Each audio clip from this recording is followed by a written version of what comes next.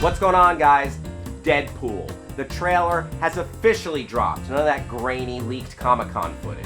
So, what'd you think about it? Did you like it? Did you hate it? We're going to talk about it today with a pretty cool panel of comic book and movie fans right here, right now. First, he is a writer for DC Comics. He writes Batwoman, Wonder Woman 77, many good titles under his belt. Mark Andreyko, welcome back. Thank you, Hal. Good to be here. Good to see you, buddy. Mike Carlson is back. Hashtag Botanicus. Mike, how you living? I'm living great. Excellent. And this is his first time as a guest on this show.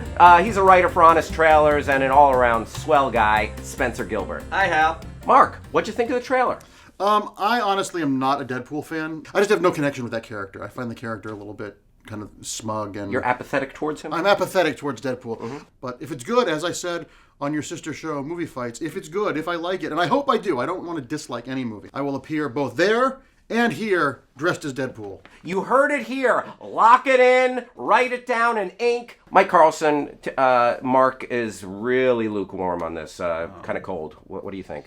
All right, I'll start with something I like about it. Yeah. Okay, something I like about it. I think the action looks pretty cool. It's the stuff we saw in that sizzle reel. Something I'm not so psyched about is the jokes from 1999. Posh Spice, Rosie O'Donnell. I know the script was written a while ago, but couldn't they just sub in some sort of different pop star maybe? Instead of Posh Spice, if they were like, hey, watch out Kylie Jenner or something, whatever. Watch out Cara Delevingne. Oh. Also, we should mention, this is a Red Band trailer. Yes. So it is raw, it is uncut, You got F-bombs, you got gore.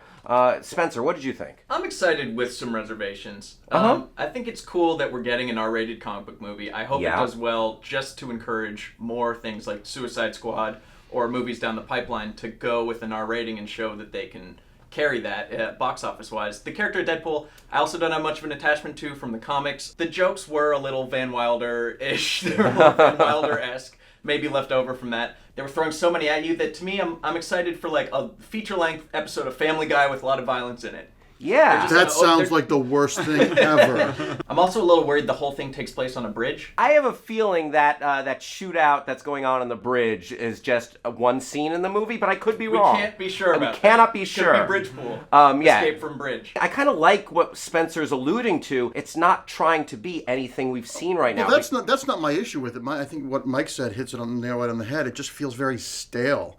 I mean, a Salt and Pepper song on the soundtrack? To me, taking that 90s R&B song gave it some humor and some fun flavor. Well, if the movie's set in 1995, it'll be perfect. You don't have to be in 1995 to love old school jams, Mark. It did kind of remind me of Kick-Ass, but I liked Kick-Ass.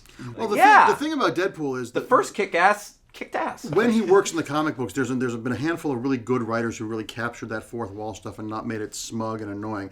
But it's hard to do that. From what the trailer looks like to me, it just looks like we're going to have 2 hours of Ryan Reynolds doing the same Ryan Reynolds shtick.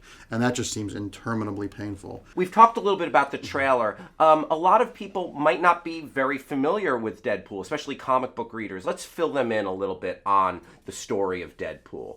Well, he was a mercenary named Wade Wilson who had basically full body cancer. Yeah. And got a treatment that gave him almost more than a Wolverine level healing factor, but he's all lumpy and tumor-like. Yeah. Oh, he's full of snark. And yeah, you say, so his healing power is more so than Wolverine. Like in the comics, he's been decapitated and had his head crushed and it's regenerated. And they tried to justify the fourth wall stuff because his brain is regenerating so fast that it would drive anyone insane, and it's given him this heightened awareness. And in the classic early 90s image style, he's got a lot of pouches and some samurai swords and uses guns and looks cool, has tiny feet. I will say, though, I will give props to Ryan Reynolds for being committed to wearing the costume and the mask. So many of these superhero movies, the stars have to show their face for a certain amount of time. And the fact that he has embraced the costume and isn't afraid of the costume, well, that's a real growth in these movies, because we don't pay to see Robert Downey Jr.'s face. We want to see armor. And the costume looks exactly like the comic book. It might be the most faithful costume ever done on screen, so I will definitely give them props for that. Do you think this movie's going to have a broader appeal, or is it going to be more like Scott Pilgrim, which got huge reaction from a tiny group of people? We'll see. That's the thing. Can Ryan Reynolds' familiarity and his appeal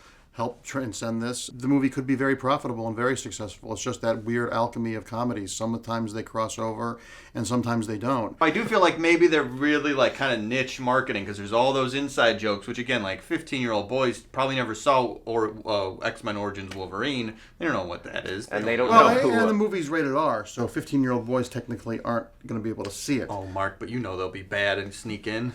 I have no sense of how well this movie's going to do or whether it makes sense to do these financially, but I hope it does well enough to just encourage more experiment-taking in the superhero genre, because if we don't, then we are going to be overrun with superhero movies, and they are going to die out unless they keep taking chances. That's such a great point, Spencer, because Marvel has set this tone. We know what we're getting from Marvel, more or less, and it's good stuff. I like it. DC has their darker tone, which they're exploring, and I'm hoping it's good. This seemed to be on its own path. The more diversity of tone we have in these comic book movies, the better. Because, when you think of a cop movie could be Serpico or Beverly Hills Cop. Yeah. We don't have that diversity. We don't have that breadth of storytelling yet in the comic book world. We have those stories. They exist in the printed form, but we haven't really embraced them cinematically. All right, I'd love to just get some final thoughts from everybody. Let's go right down the line. I was underwhelmed by the trailer, but I will go into it with an open mind and hope it's really great. Cool. I'm going to see it. You've heard it there. And Spencer. I'm excited with a few reservations. I'm gonna just stay away from all trailers so I don't get any more jokes spoiled and go in opening day. There you go. I got kind of pumped over it. What did you think about the Deadpool Red Band trailer? Let us know in the comments section below. Coolest comment? We're going to send you a Screen Junkies t-shirt. I want to thank my awesome panel for coming in and talking about stuff today. Mark Andraco, Mike Carlson, Spencer Gilbert. You guys, fun talking to you. I'm Hal Rudnick. Thanks for watching. Hit me up on Twitter. Bye-bye. Here's one that really hurt to hate because it's a sequel to a movie I really like. I loved Hot Tub Time Machine 1. I saw it 3 times the week it came out. I saw it at the drive-in. I love this Oh, wow. movie. I bet the drive-in makes any movie better. It kind of does, except Prometheus. Oh, okay.